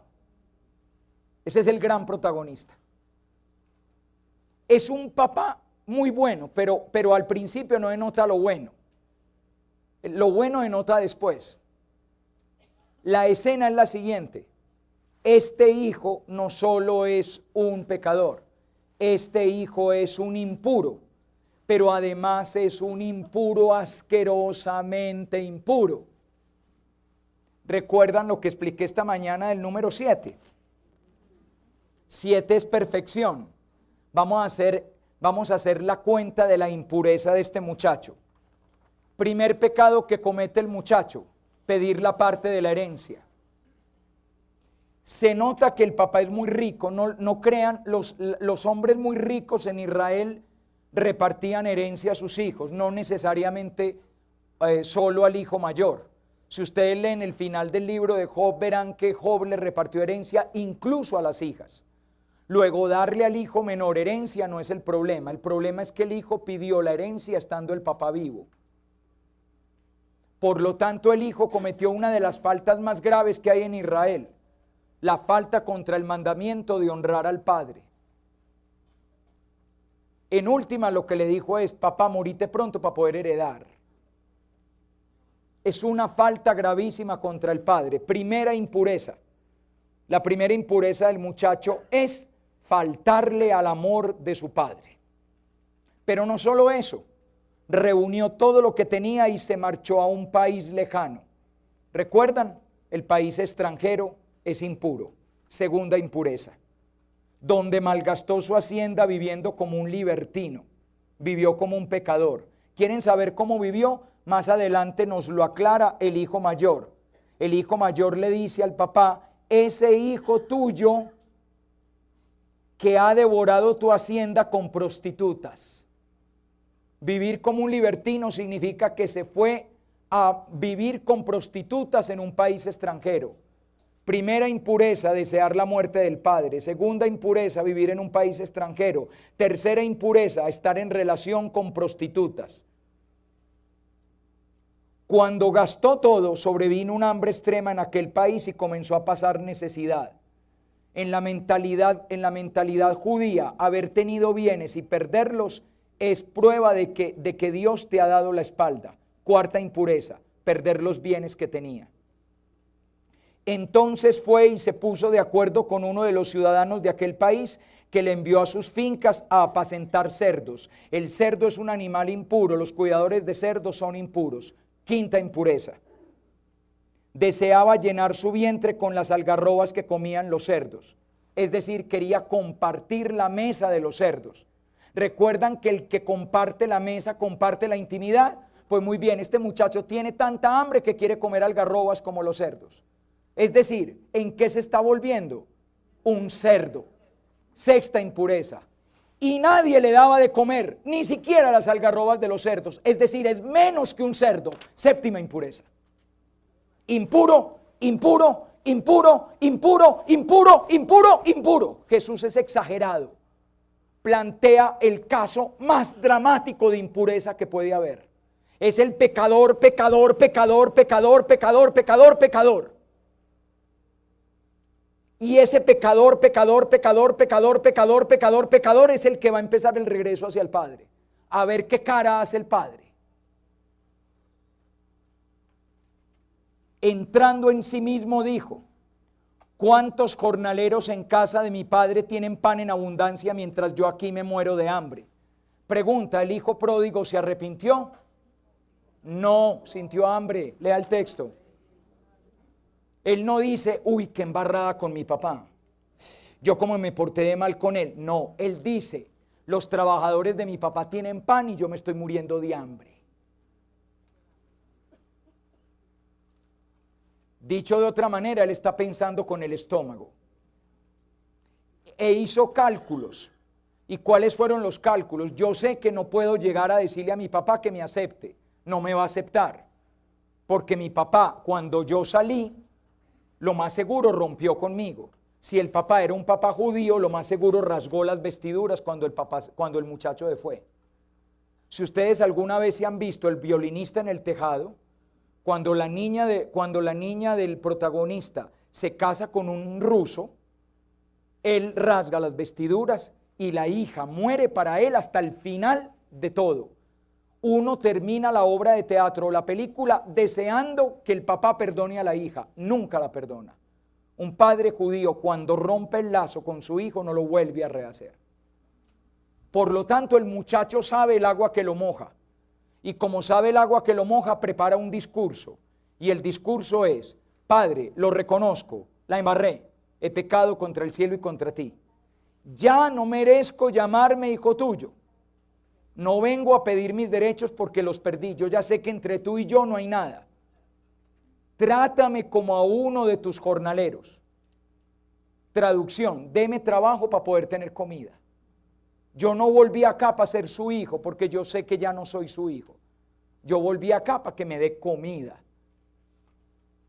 El hijo pródigo todavía no se ha arrepentido. Simplemente tiene hambre. Y levantándose partió hacia su padre. Estando él todavía lejos, lo vio su padre. No es él el que ve al padre, es el padre el que lo ve a él. ¿Ven que todo se vuelve al revés? No es el hombre el que ve a Dios, es Dios el que ve al hombre. Lo vio su padre y conmovido, el conmovido no es el hijo, el conmovido es el padre. Y conmovido corrió. El que corre no es el hijo, el que corre es el padre. ¿Y por qué tengo que disculparme yo si yo soy el papá? Que venga él. Uy, conoces mucho a Dios, ¿no? Apuesto que con esa lengüita comulgás. Ven que Dios es al revés. Yo no tengo la culpa. Están abiertas las inscripciones en los Hare Krishna. Pero si se le apuntaron al bautismo católico, este es el Dios de los católicos. Es un padre conmovido que sale al encuentro de su hijo pecador que ni siquiera ha empezado a cambiar todavía, porque por el momento lo que tiene es hambre. Y conmovido corrió. La imagen que yo me hago cuando veo este texto es que el hijo intenta volver al padre y no puede. La distancia que él puso con el padre es tan larga que no la puede recorrer él, la tiene que recorrer el padre. Él intenta caminar y no avanza, entonces es el padre el que corre. Además, este padre tan chocante, hombre, ¿por qué corre? Ustedes se han dado cuenta que en las familias el típico regaño al papá alcahueta o a la mamá comprensiva es eso, correle. Es que vos le corres. Pues sí, este papá corre. Podía haber ido pico, monto, pico, monto. Es más, yo digo, ¿por qué no se quedó en la sala de la casa? Sabiendo que por ahí venía Gustavito. ¿Por qué no se quedó en la sala de la casa y le dijo al mayordomo, mira, ahí vi desde el balcón que venía Gustavito. Cuando llegue, que me espere ahí en la puerta. Yo te digo cuándo lo haces pasar. ¿Por qué? Porque hay que hacerlo sufrir un poquito. Hay que hacerlo sufrir. Y ojo, estamos con un papá muy bueno, pero de todas maneras es que uno tampoco le puede dejar. Bueno, ahora sí decile Federico, decirle a Gustavo que siga. Y pasa: papá, he pecado contra el cielo y contra ti. Ya no merezco llamarme hijo tuyo. Trátame como a uno de tus jornaleros. El papá está sentado en la silla, mirando para otro lado. Y así arreglas todo, ¿no? Ahí están pintados los jóvenes de ahora. Todo lo que has hecho en estos años y todo lo arreglas con: papá, he pecado contra el cielo y contra ti. ¿Y todas las lágrimas de tu mamá qué? ¿Y todas las noches que estuvo sin dormir? ¿Qué? Ay, papá, he pecado contra el cielo y contra ti. Claro, ahí están ustedes todo lo arreglan así: ahora sí me arrepentí. Y todo lo que hemos sufrido, y todo lo que hemos tenido que pasar, sin saber dónde estabas. Yo llamando al celular y vos sin contestar. Te mandaba correos electrónicos y vos nada que escribías. Una vez mandé al tío Miguel que iba para donde vos estabas, y ni siquiera fuiste capaz de ir a hablar con él. Descarado, abusivo.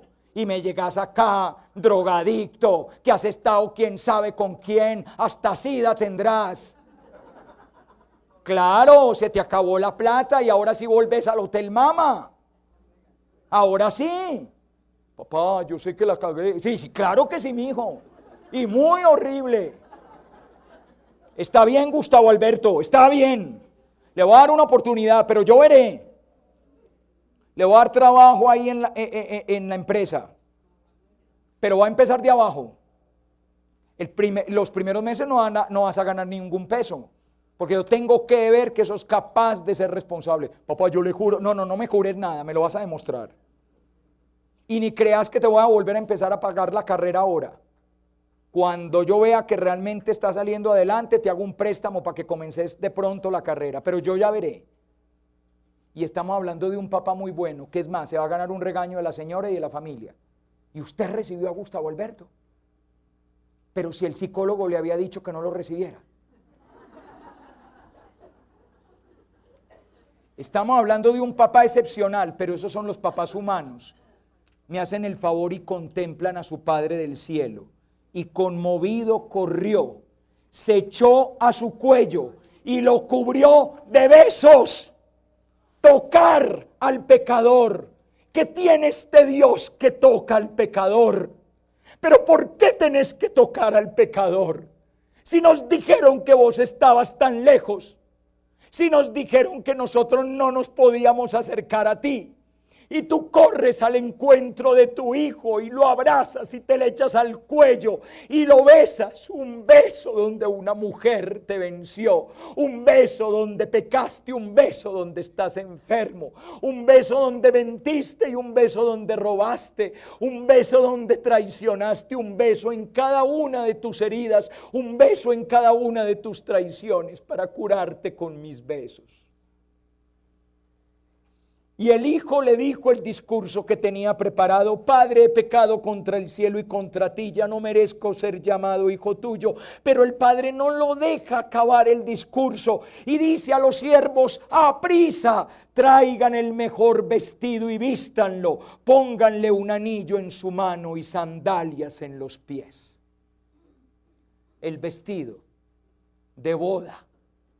Porque el muchacho no solo ha vuelto para ser hijo, sino para una boda de amor. El anillo del hijo al que él le entrega el gobierno de todos sus bienes.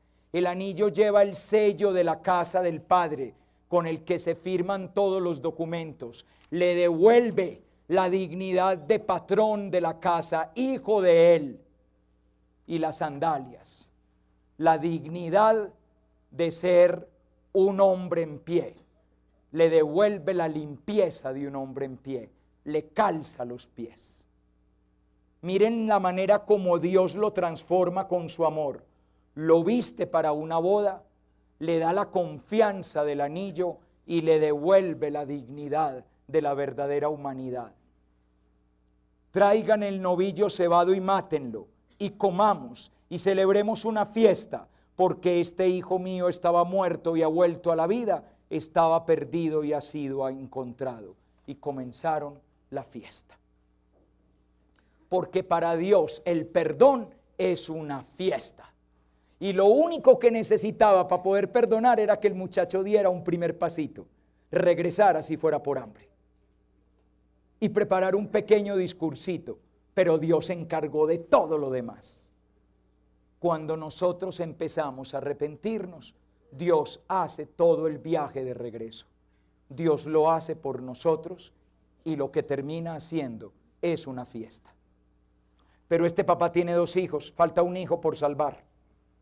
Su hijo mayor estaba en el campo y al volver, cuando se acercó a la casa, oyó la música y las danzas, y llamando a uno de los criados le preguntó qué era aquello, y él le dijo: es que ha vuelto tu hermano y tu padre ha matado el novillo cebado porque le ha recobrado sano. Él se irritó y no quería entrar. Claro, él es digno, él es de los caballeros del Santo Sepulcro. ¿Cómo? Acabó de llegar el vividor de mi hermano y fiesta, y mi papá lo recibió como si nada. Yo a esta casa no entro. No. Yo tengo hoy reunión de cofrades, yo mejor me voy. Él no se va a mezclar aquí. Ven, la dignidad del que cree bueno. Pero este papá es una belleza. El papá podía decir: vea, don Benjamín, que ahí está su hijo mayor Alfredo Antonio, que él no entra, que él con el pecador de su papá aquí no entra. Que haga lo que quiera, que deje de ser amargado. También es hijo y él es papá de ese hijo. Entonces, ¿saben qué hace el papá? Salió su padre y le suplicaba. No, hombre, este papá es una belleza. El papá va a la búsqueda de su hijo, de nuevo. Es que es igualito, este papá no es infiel nunca a sí mismo, siempre es igualito. Así como corrió al encuentro del uno, corre al encuentro del otro.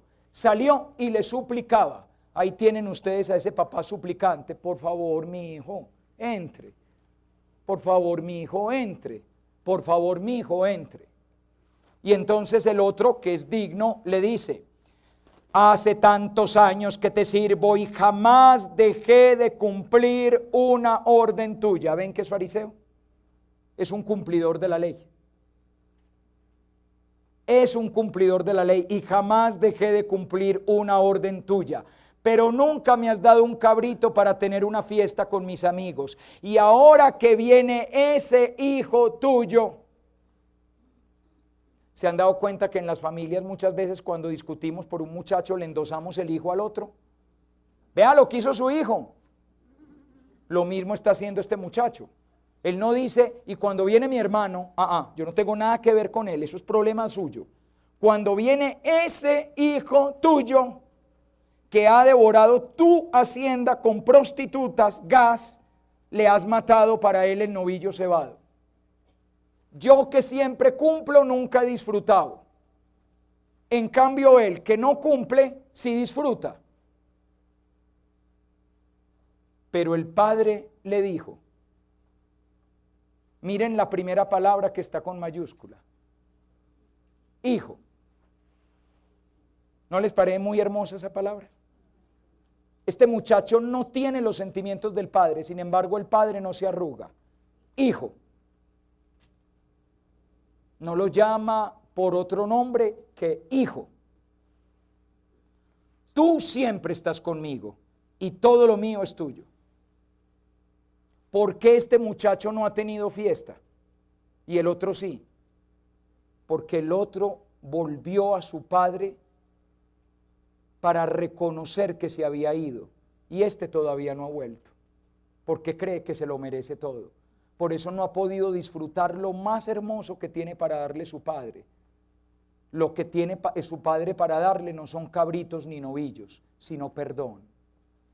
Por eso, hijo, siempre estás conmigo y todo lo mío es tuyo. Míos los cabritos y tuyos también. Mío el novillo y tuyo también.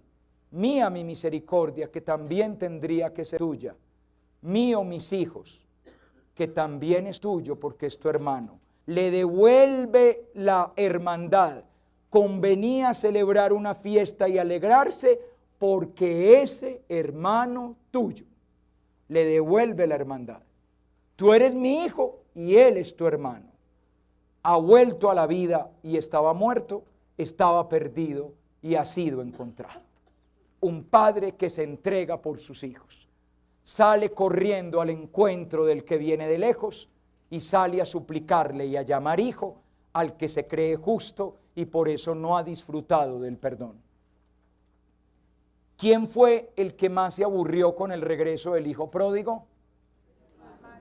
El novillo cebado.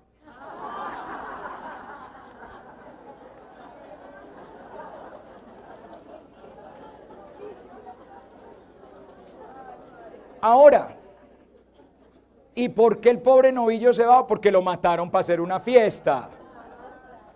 ¿Ustedes saben de alguien que haya preparado una fiesta para sus hijos que volvieron del pecado a la reconciliación y al perdón y que esa fiesta que preparó le costó la vida a alguien? No, no a un novillo cebado, sino al Hijo de Dios que se entrega por ti en la Eucaristía, porque dio la vida por ti para hacerte una fiesta. Ya calculaste lo que a Dios le cuesta la fiesta de tu regreso. Mucho más que un novillo cebado. Es su Hijo eterno entregado para que tú comas su cuerpo y bebas su sangre. Pero conviene hacer fiesta, porque mi hijito estaba perdido y lo hemos encontrado. Estaba muerto y ha resucitado. Y tu Padre ha salido a tu encuentro, te ha llenado de besos, un beso en cada una de tus heridas, para que nunca más vuelvas al pecado y de ahora en adelante seas simplemente su hijo, amado, el predilecto. Gracias.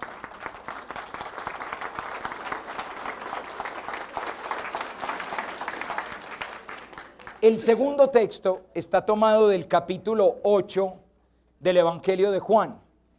No lo voy a leer por abreviar, ustedes lo saben, es la mujer sorprendida en adulterio. Los fariseos encuentran una mujer sorprendida en adulterio, la llevan delante de Jesús y le ponen una trampa. La trampa es, hemos sorprendido a esta mujer en flagrante adulterio. La ley de Moisés dice que hay que apedrearla, es verdad, eso dice el Antiguo Testamento, hay que apedrearla. ¿Por qué? Porque es una pecadora. La ley de Moisés dice que hay que apedrearla. ¿Tú qué dices? Lo que Jesús diga está mal dicho. Si Jesús dice apedréenla, entonces ¿dónde está la misericordia que usted ha anunciado? Donde Jesús diga no la apedreen, entonces usted se pasa por la faja a Moisés. Usted está diciendo que Moisés se equivocó. Es una trampa perfecta, Jesús no tiene salida. Diga lo que diga, se van a pegar de lo que Jesús diga. Por eso al principio Jesús se hace el loco y empieza a escribir en el suelo. Algunos han dicho que lo que escribía en el suelo eran los pecados de todos los que estaban ahí. Pero a mí simplemente me gusta pensar que Jesús dijo, ¿y ahora qué hago? Entonces puso a pintar en el suelo. Cuando vieron que se estaba como haciendo el Jesús, sí, como que estaba poniendo cara de que no fue conmigo, le repiten la pregunta, ¿qué hubo pues? ¿Qué hacemos, parce? Entonces Jesús se levanta y dice, el que esté libre de pecado, que tire la primera piedra. Y ya sabemos lo que pasó, como todos somos pecadores, empezando por los más ancianos, se empezaron a retirar. ¿Por qué empezando por los más ancianos? Porque el que más ha vivido, más ha pecado. Así de simple. Esa es la lógica. El problema del texto no es ese. El problema del texto es el desenlace. Vayan de una vez al desenlace que está en la página número 4. Dice lo siguiente. Leo un poquito de la página 3. Se quedó Jesús solo con la mujer que seguía en medio. Incorporándose Jesús le dijo, mujer, ¿dónde están los que te acusan? ¿Nadie te ha condenado? Ella respondió, nadie, Señor. ¿Por qué? Porque ninguno tenía autoridad para tirar la primera piedra, porque todos eran pecadores. Jesús le dijo, yo tampoco te condeno. Vete en adelante y no peques más. Pregunta. Jesús dijo, el que esté libre de pecado tire la primera piedra. Les pregunto, ¿Jesús está libre de pecado? Respuesta, sí. Entonces, ¿por qué no tiró la primera piedra? No, pero es que fue la condición que él puso. Yo le hago ese reclamo. Un momentico, usted puso una norma. La norma es, el que no tenga pecado puede tirar la piedra. ¿Por qué no la tiras vos? Exacto. Eso es lo impresionante de este texto, que pudiendo tirar la piedra, no la tira. Yo tampoco te condena, él no se va, porque él no es pecador, él no se va. La mujer se debió haber quedado temblando porque está delante del santo. Y el santo puede tener la piedra en la mano con todo derecho, si Dios fuera justo. Pero Dios no es justo. ¡Paf! Se le cae la piedra al suelo. Dios es misericordioso. Yo tampoco te condeno. Vete en paz y en adelante no vuelvas a pecar. Y vamos a leer estos textos. No voy a explicar nada. Simplemente disfrútenlos. Están en la Biblia. Ahí ha seguido. Están en la Biblia. Son del segundo Isaías. Los vamos a leer ya muy pronto en Adviento, pero miren ese rostro tan hermoso del Dios que está acá. Miren los sentimientos de Dios. Mírenlos, por favor. Consuelen, consuelen a mi pueblo, dice el Señor. Hablen al corazón de Jerusalén y grítenle que se ha cumplido su servicio, que está pagado su pecado, pues ya ha recibido castigo por su maldad. Una voz grita en el desierto, preparen un camino para el Señor. Allanen en la estepa una calzada para nuestro Dios. Que los valles se levanten, que los montes y colinas se abajen, que lo torcido se enderece y lo escabroso se nivele, y se revelará la gloria de Dios. ¿Por qué andas hablando y diciendo, mi suerte está oculta al Señor, mi Dios ignora mi causa? ¿Acaso no lo sabes? ¿Es que no lo has oído? El Señor es un Dios eterno y creó los confines de la tierra. No se cansa, no se fatiga, es insondable su sabiduría. Él da fuerza al cansado, acrecienta el vigor del abatido. Aún los muchachos se cansan y se fatigan, los jóvenes tropiezan y vacilan. Pero los que esperan en el Señor renuevan sus fuerzas, echan alas como las águilas, corren sin cansarse y marchan sin fatigarse. No temas, que yo estoy contigo, dice el Señor. No te angusties, que yo soy tu Dios. Te fortalezco y te auxilio y te sostengo con mi diestra victoriosa, porque yo, el Señor tu Dios, te agarro de la diestra y te digo, no temas, yo mismo te auxilio. No temas, gusanito de Jacob, oruguita de Israel. Yo mismo te auxilio, tu Redentor es el Santo de Israel. Alumbraré ríos en las cumbres peladas, en medio de las vaguadas manantiales. Transformaré el desierto en estanque y el yermo en fuentes de agua.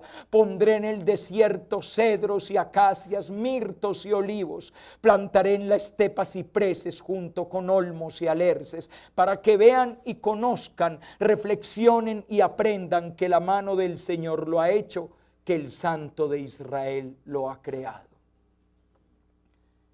Esto dice el Señor, el que te creó, el que te formó.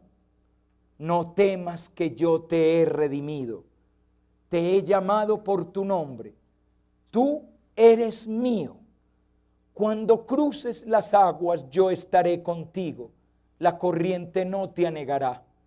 Cuando pases por el fuego no te quemarás, la llama no te abrazará, porque yo soy el Señor tu Dios, el Santo de Israel, tu Salvador, y te quiero, y eres valioso para mí, y te amo. No tengas miedo, que contigo siempre estoy yo. Decía mi pueblo, me ha abandonado el Señor, mi dueño me ha olvidado. ¿Puede una madre olvidarse de su criatura, dejar de querer al hijo de sus entrañas? Pues aunque ella se olvide, yo jamás me olvidaré de ti, dice el Señor. Mira, en mis manos te llevo tatuado, tú siempre estás delante de mí. Todas las veces que pensamos que Dios se olvida de uno, ¿Puede una mamá olvidarse del niño, hombre? Pues aunque una mamá se olvide del niño, tu papá te manda a decir: yo nunca me olvido de ti. Estás escrito en mi piel. ¿Cómo crees que me puedo olvidar de ti? ¿No notas que estás escrito a fuego en mi alma? Carajo, porque pensamos que Dios nos abandona. ¿De dónde hemos sacado esa idea, por Dios? Si todo el evangelio nos grita: aquí estoy, te amo, te amo, te amo, te amo, créeme que te amo.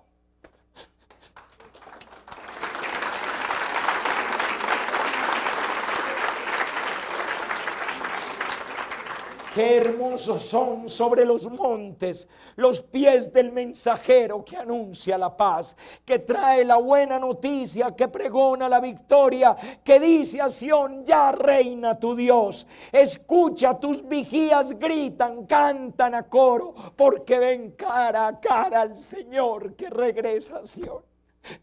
Rompan a cantar, ruinas de Jerusalén, porque el Señor consuela a su pueblo, consuela a su pueblo, consuela a su pueblo, rescata a Jerusalén. Porque nunca hemos leído esto, muchachos, porque nunca nos lo hemos acabado de creer, que Dios es alegría, Dios no es tristeza. Dios viene a consolarnos. No temas, no te avergüences más. Fíjense esa frase tan bonita: no te avergüences más, no te sonrojes, ya no te afrentarán, olvidarás el dolor de tu soltería, ya no recordarás el sufrimiento de tu viudez, porque el que te creó te toma por esposa. Su nombre es el Señor de los ejércitos. Tu Redentor es el Santo de Israel. Se llama Señor de toda la tierra.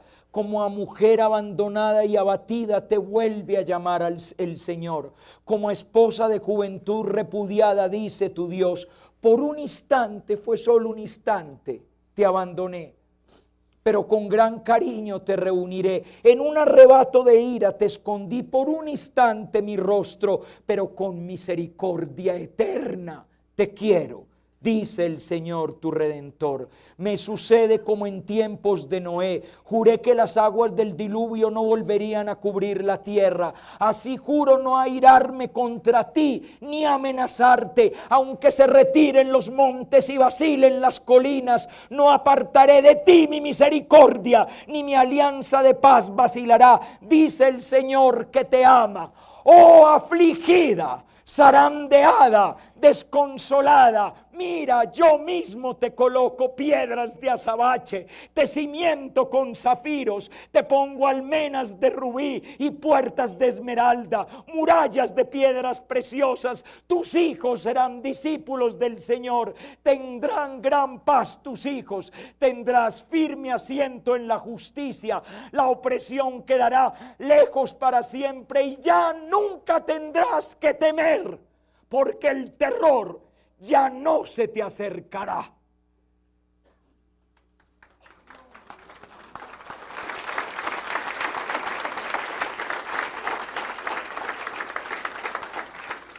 Y por último, el texto de la carta a los Romanos. Miren, me paso para el segundo párrafo. ¿Qué diremos? Estoy casi al final de la página 7. Si Dios está por nosotros, ¿quién está contra nosotros?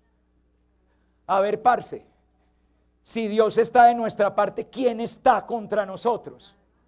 Nadie. El que no perdonó ni a su propio Hijo, antes bien lo entregó por todos nosotros. Para perdonarnos a nosotros, no perdonó a su Hijo, lo dejó morir en una cruz.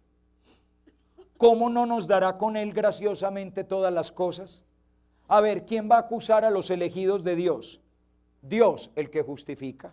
¿Y quién condenará? Cristo Jesús, el que murió, más aún resucitó, el que está a la diestra de Dios e intercede por nosotros. Entonces, ¿quién va a estar contra nosotros si todos están a favor? ¿quién nos separará del amor de Cristo? ¿La tribulación? ¿La angustia? ¿La persecución? ¿El hambre? ¿La desnudez? ¿Los peligros? ¿La espada? Como dice la Escritura, por tu causa somos muertos todo el día, tratados como ovejas destinadas al matadero. Pero en todo esto salimos más que vencedores, gracias a aquel que nos amó.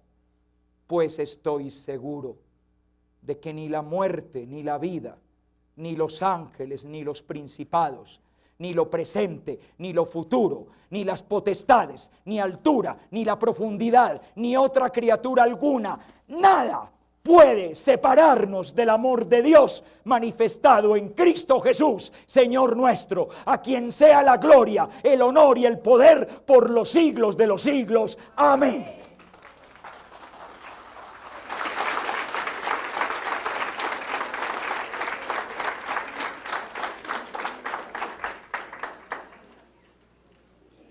Y para terminar,